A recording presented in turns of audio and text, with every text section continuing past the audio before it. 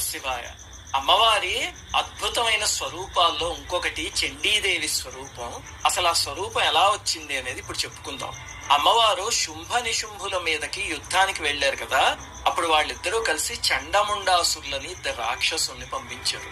అమ్మవారు 18 బాహువులతో సింహవాహనం పైన కూర్చుని ఉండగా వీళ్ళిద్దరూ అమ్మవారి మీదకి పెద్ద సైన్యంతో వచ్చారు. అమ్మవారు ఒక్కరే అన్నారు. దుర్మార్గులు అన్నారు, నువ్వు ఎలాగూ ఒంటరిగా ఉన్నావు, మాదింత పెద్ద సైన్యం, ఎలాగూ ఓడిపోతావు నువ్వు. నా మాట విని మా నాయకుడు శుంభుణ్ణి భర్తగా స్వీకరించు, అతను కామకళా ప్రవీణుడు, నువ్వు సుఖపడతావు అని అమ్మవారితో అన్నారు. ఎంత ఘోరమైన మాటది.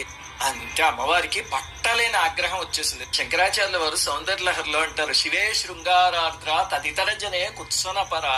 అంటే శివుడు కాకుండా ఇంక ఎవరైనా అంటే అమ్మవారు అసలు ఆలోచననే భరించలేరా. అంతే ఆగ్రహంతో పెద్దగా గర్జించారు అమ్మవారు. దుర్మార్గులారా, పరమేశ్వరుణ్ణి విడిచి పాపాత్ముణ్ణి పతిగా వరించాలరా, ఈ మాట అనడానికి మీకు ఎంత తెగింపురా, ఈ రోజు మీకు మూడింది అని శంఖాన్ని పూరించి వాళ్లపై కురికారు అమ్మవారు.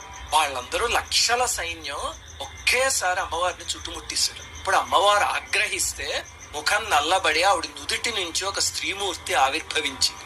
పులితోలు చీరగాను, గజచర్మం పైటగాను, మెడలో పుర్రెలమాల ధరించి భయంకరమైన స్వరూపంతో, విశాలమైన నోటితో, పొడుగాటి నాలుకతో, పర్వతమంత స్వరూపంతో, నల్లటి ఆకారంతో స్త్రీమూర్తి వచ్చింది. రాక్షసుల మీద పడి గుంపులు గుంపులుగా పిడికిళ్లతో పట్టుకుని పీల్చేసింది, పిప్పి చేసేసింది, నమిలి పారేసింది. వాళ్ళ ఏనుగులు, గుర్రాలు అన్ని లోపలికి వెళ్ళిపోయాయి.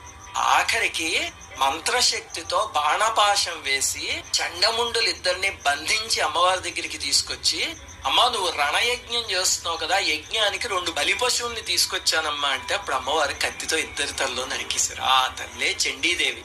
ఈ తల్లి గురించిన మంత్రాలనే చండీ సప్తశతి అని పిలుస్తారు. వాటితో చేసే హోమమే చండీ హోమం. సరే, చండీ స్వరూపం చాలా భయంకరంగా ఉంది కదండి అనిపిస్తుంది కదా. చండీ సప్తశతిలోనే ఒక మాట ఉంది, చిత్తే కృపా సమర నిష్ఠురతా చదృష్ట అని. అంటే అమ్మా నీ మనసంతా కారుణ్యమే అమ్మా, కానీ దుర్మార్గులతో యుద్ధం చేసేటప్పుడు మాత్రమే కఠినమైన రూపం చూపిస్తావు అని. ఇది అమ్మవారి గురించి తెలుసుకోవాల్సిన విషయం. అమ్మవారివి ఉగ్ర రూపాలు, వీళ్ళు ఉగ్ర దేవతలు అని మనకున్న మిడిమిడి జ్ఞానంతో మన ఇష్టం వచ్చిన తీర్మానాలు చేయకూడదు. సాత్వికంగా ఆరాధిస్తే ఏ అమ్మవారి స్వరూపమైనవన్నీ అమ్మలా కాపాడుతుంది. శ్రీమాత్రే నమః.